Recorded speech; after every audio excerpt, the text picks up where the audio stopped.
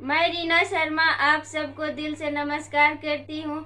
आप सबके लिए मैं एक झूमर गीत लेकर आई। पसंद आए तो लाइक सब्सक्राइब जरूर कीजिएगा और दोस्तों से शेयर कीजिएगा, कमेंट कीजिएगा। धन्यवाद।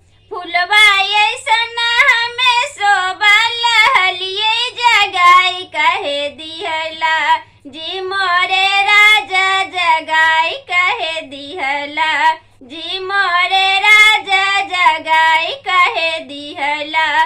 गुड़िया जैसन हमें खेलत हलिए बोलाई कहे लिहला जी मोरे राजा बोलाई कहे लिहला जी मोरे राजा बोलाई कहे लिहला। सासू कहे बहू खाना लियाई दा कलाई कहे धैला जी मोरे राजा कलाई कहे धैला जी मोरे राजा कलाई कहे धैला जी मोरे राजा।